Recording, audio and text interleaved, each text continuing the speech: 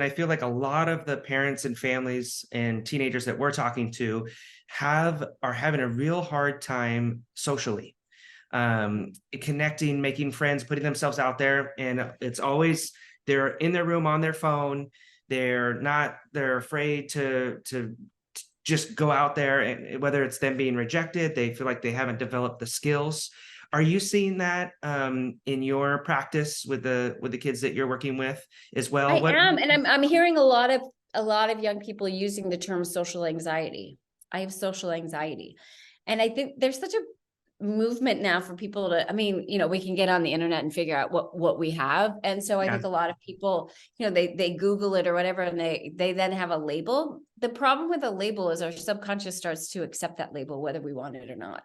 I'll give an unrelated example. When we look at people when they lose weight, people who lose weight, one of the reasons why most people gain weight back is because in their mind, they have a label of themselves as being overweight. So that is the subconscious belief that they're not aware of. No, I lost the weight, but that subconscious belief of this is who I am. And so the weight comes back. I mean, there are other reasons too, bad eating habits, blah, blah, blah. But that sense of identity is really important. So I've always been a big proponent of not using labels. It's one of the reasons why I don't take insurance, because in order to bill insurance, you actually have to have a diagnosable label. But one of the issues is when you say I have social anxiety, then any angst, any discomfort that most people have at some point in a social interaction, right? Like that's a normal thing. People sometimes will then say, oh, well, I have social anxiety, so I'm not going to do it.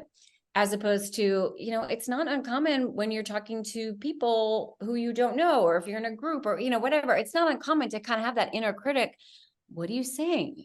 Why'd you say that? That kind of thing. And so learning the skills of how to deal with that without having that label is much more helpful. I laugh. I feel the same thing. So much of these the situations that come up with these parents and kids, it's like, well, I don't want to do these things that are uncomfortable. And you just like look at your own life. You're like, do you know how many things that I do every single day that I don't want to do? That's just part of being a human, being an adult.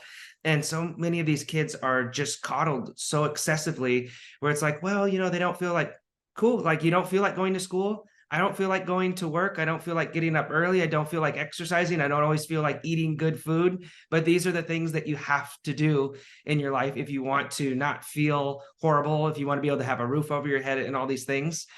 And so it's like, to me, it's like such a disservice that you aren't preparing your kid for the road ahead. And they have the best of intentions, like we talk about. That's it. I was just going to say, they do, of course, like parents have the best intentions. They don't want their child to feel uncomfortable. No one wants your loved one to feel uncomfortable. But when you take a step back, when you're taking away that discomfort, what you're doing is you're teaching them, I can't ever be uncomfortable. And in order to grow, it requires being a little uncomfortable. Yeah. Everything. That's what we were Cannot taught. grow, whether it's strengthening a muscle by, lifting weights, that's a little uncomfortable, right? Or, trying something new.